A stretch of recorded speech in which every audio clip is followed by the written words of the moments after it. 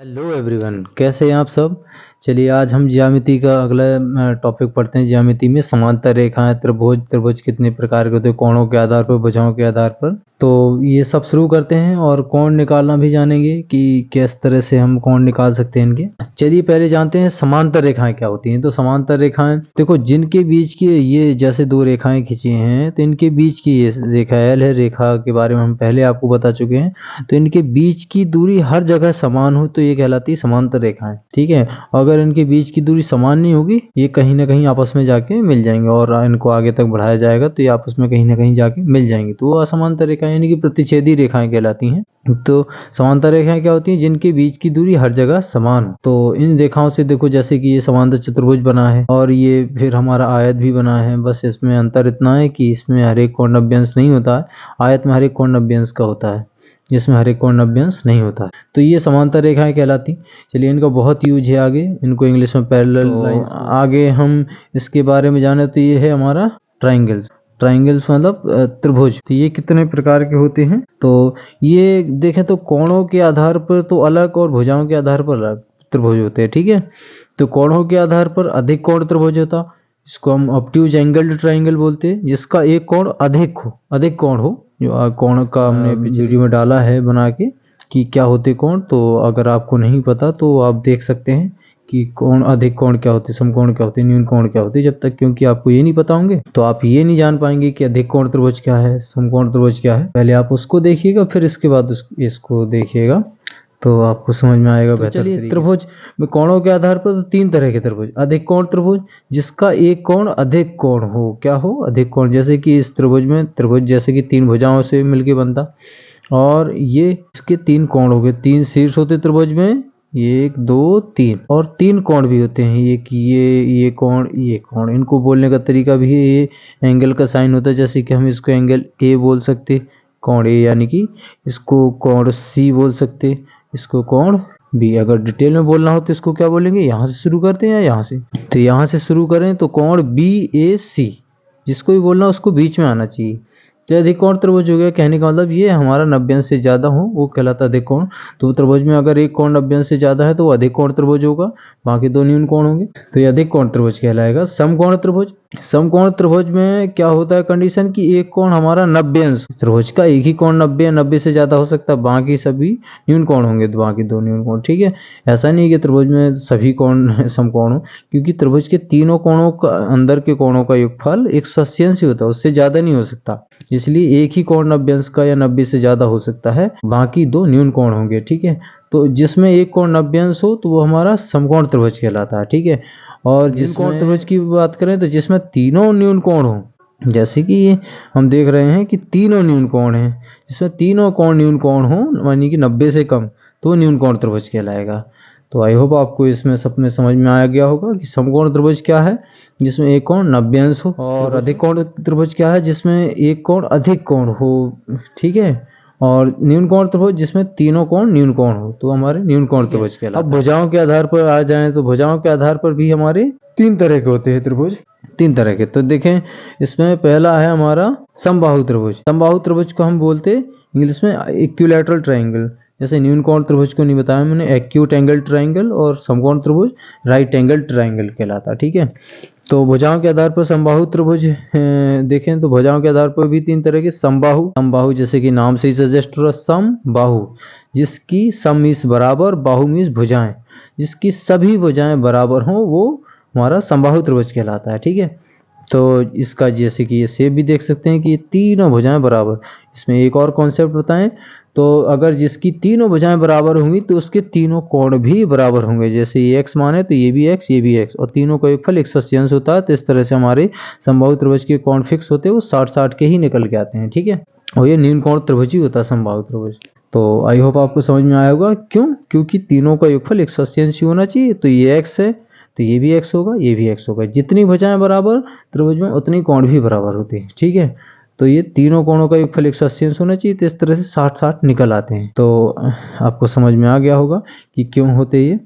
तो ये न्यून कोण त्रिभुज ही होता है हमारा समबाहु त्रिभुज, जिसकी तीनों भुजाएं बराबर होती हैं। समद्विबाहु, जिसका नाम से ही सजेस्ट हो रहा है कि समद्विबाहु, जिसकी दो भुजाएं, द्वि में दो, बाहु मीन्स भुजाएं, सम मीन्स बराबर, जिसकी दो भुजाएं बराबर वो समबाहु त्रिभुज है ना। सिंपल सीधा नाम से ही हमें मिल जा रहा है। तो जिसकी दो भुजाएं बराबर हैं वो हमारा समद्विबाहु त्रिभुज, जिसको इंग्लिश में बोले तो आइसोसेल्स ट्रायंगल बोलते हैं।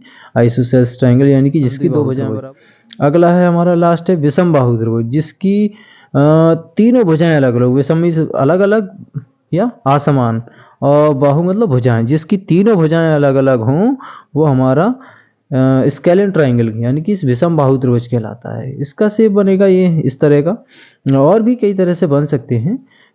तो ये हमारा हो गया विषम बाहु त्रिभुज। समद्विबाहु त्रिभुज के बारे में एक और हम कंडीशन बताया, हमने शुरुआत में बताया कि जिसकी तीनों भुजाएं बराबर तो वो समबाहु त्रिभुज हो जाएगा, और उसके तीनों भुजाएं बराबर तो तीनों कोण भी बराबर होते हैं।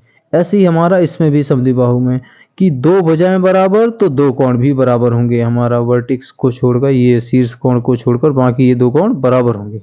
इस तरह का शेप है। इसमें दो भुजाएं बराबर, दो भुजाएं बराबर तो दो कोण बराबर, तीन भुजाएं बराबर तो तीनों कोण बराबर। तो ये हमारा इसमें कॉन्सेप्ट भी होता है। ठीक है, तो आप समझ गए। कोई प्रॉब्लम हो तो आप कमेंट कर सकते हैं। चलिए अब देखते हैं इसमें कोण कैसे निकालते हैं। जैसे कि अभी ये हम एक इसका रैखिक युग्म का हम यूज बताएं, प्रयोग बताएं, क्योंकि इसके हमने एग्जाम्पल थोड़ा सा बताया था, लेकिन इसका डिटेल में अब यहाँ बता रहे हैं।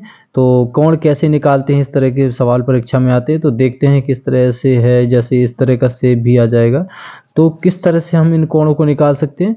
तो चलिए देखते हैं। बहुत ही इजी है, आप एक बार अच्छे से समझेंगे। जैसे कि ये इसमें देखें तो हमने बताया था कि एक सीधी रेखा हमारी 180 अंश की होती है, ये सरल रेखा कहलाती है। ठीक है, तो इसमें अगर हमें कोण निकालना है तो जैसा कि हम देख सकते हैं कि हमने देखा था कि ये सीधी रेखा हमारी 180 अंश की होती है, 180 अंश की होती है। तो देखें इसमें कि ये 145 अंश है, और पूरा ये हाफ सर्कल बने तो हमने बताया था ये होता है 180 अंश का। तो हम सीधे से देख सकते हैं कि ये एक सीधी रेखा है और ये एक सीधी रेखा एक दूसरे को कट कर रही हैं, तो ये हमारे शीर्षाभिमुख कोण हो जाएंगे।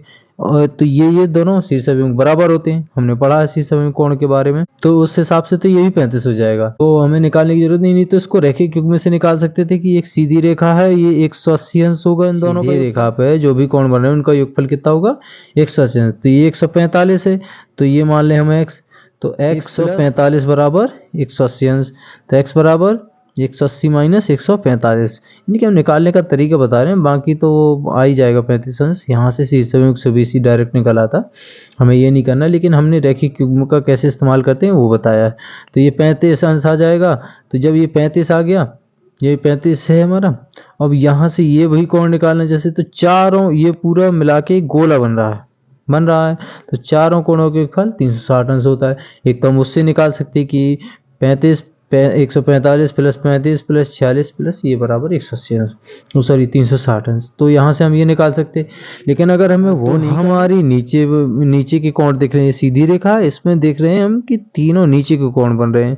तो ये 46 है, ये 35 है, और ये y मान लें, तो 46 प्लस 35 प्लस y, इसमें तीन कोण बन रहे हैं, इनका सभी का योगफल होना चाहिए 180 अंश।